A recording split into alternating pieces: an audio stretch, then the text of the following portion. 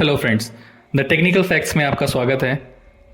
मैं आज हमारे सभी व्यूअर्स को थैंक यू कहना चाहूँगा उनके इस प्यार के लिए, जिसकी वजह से मुझे मोटिवेशन मिला और मैं इस तरीके की फैक्ट से भरी वीडियोस आपके लिए लेकर आता रहा हूँ। आई होप कि मैं अपकमिंग मेरी फैक्ट से भरी वीडियोस भी आपको पसंद आएंगी।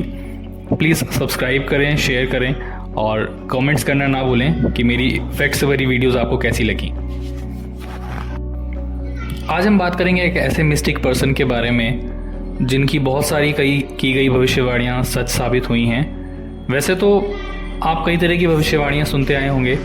माना जाता है कि कई हजारों साल पहले से ऐसे भविष्यवक्ता थे जिन्होंने आज के दौर के लिए भविष्यवाणियाँ कर दी थीं। फ्रेंच भविष्यवक्ता नास्ट्रेडामस की तरह ही बुल्गारिया में बाबा वेंगा नाम की एक मशहूर भविष्यवक्ता का जन्म हुआ। वह बचपन से अंधी थीं और दुनिया को देख नहीं सकती थीं, जिनकी भविष्यवाणियों की पूरी दुनिया भर में चर्चा होती है। बाबा वेंगा ने धरती के हर कोने को लेकर भविष्यवाणियां की थीं जो सच साबित हुईं। यही कारण है कि इस दुनिया से जाने के बाद भी वे चर्चा में रहती हैं।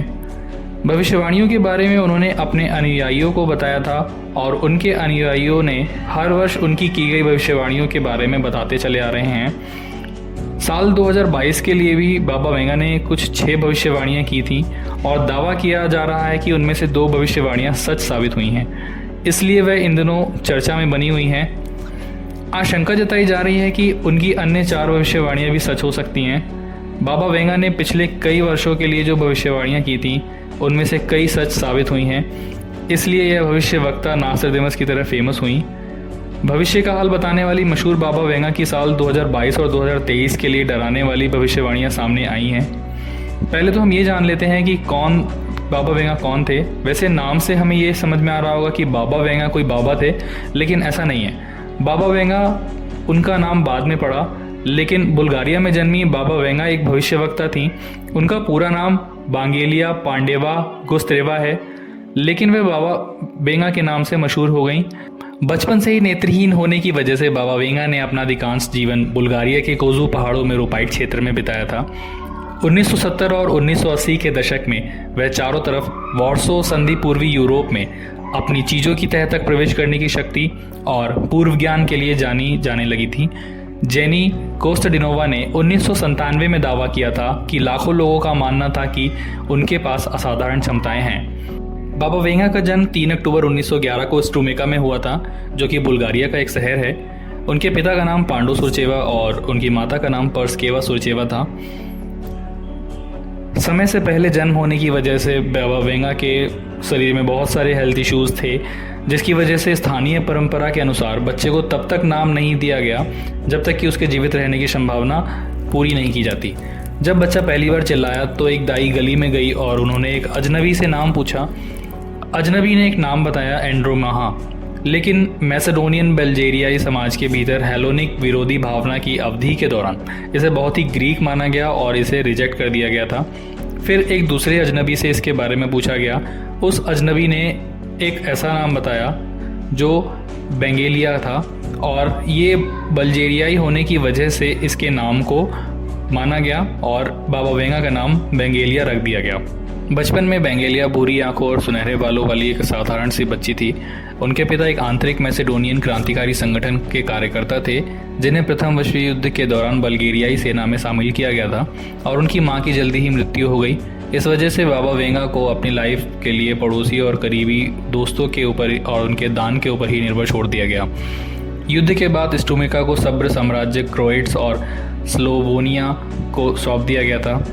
यूगोस्लाव अधिकारियों ने उनके पिता को उसकी बल्गेरियाई समर्थक गतिविधि के कारण गिरफ्तार कर लिया था और उनकी सारी संपत्ति को जब्त कर लिया था।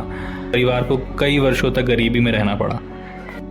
वेंगा को उनकी उम्र के लिए बुद्धिमान माना जाता था और उनका असाधारण होना तब दिखना शुरू हुआ जब उन्होंने हीलिंग करना शुरू किया। मतलब जब उन्हें कोई बीमार व्यक्ति मिलता उनके फ्रेंड्स में, तब वो उन्हें हील करने की कोशिश करती और वो ठीक करने की कोशिश करके वो ठीक हो जाता था। उनके पिता ने एक दूसरी शादी कर ली और जिससे वेंगा को एक दूसरी माँ मिली। उनकी अपनी गवाही के अनुसार उनके जीवन में एक महत्वपूर्ण मोड़ तब आया जब एक बवंडर ने उन्हें हवा में उठा लिया और उसके पास एक खेत में दूर फेंक दिया। काफ़ी खोजबीन के बाद वह मिली। वहाँ के लोगों ने उन्हें बहुत डरा हुआ बताया और उनकी आंखों में रेत और धूल घुस चुकी थी, जिसकी वजह से दर्द के कारण उनकी आंखें नहीं खुल पा रही थीं। उन्हें लगा कि चोटों के ठीक होने की वजह से शायद वो ठीक हो जाएं, लेकिन ऐसा नहीं हुआ, क्योंकि गरीब होने की वजह से उनके पास इतने पैसे नहीं थे कि वो ऑपरेशन करा पाएँ। ठीक करने के लिए केवल एक आंशिक ऑपरेशन के लिए ही पैसा था। इस वजह से धीरे धीरे उनकी आंखें चली गईं। सन 1925 में वेंगा को एक स्कूल में एडमिशन कराया गया जो जैमून शहर में था और नेत्रहीन बच्चों के लिए था, जहां उन्होंने 3 साल बिताए और काफ़ी कुछ सीखा, जिसमें उन्होंने पियानो बजाना सीखा, ब्रेल पढ़ना सीखा और बुनाई करना सीखा। साथ ही साथ कुछ समय बाद उनकी सौतेली माँ की मृत्यु हो गई और उनके बाद उनके छोटे भाई बहनों की देखभाल के लिए उन्हें वापस घर आना पड़ा। वो घर आके सारा दिन काम करना पड़ता था उन्हें, क्योंकि उनका परिवार बहुत गरीब था। सन 1939 में लंग्स की एक बीमारी जिसे हम प्लोरिस बोलते हैं, उसकी वजह से उनकी तबीयत काफ़ी ख़राब हो गई।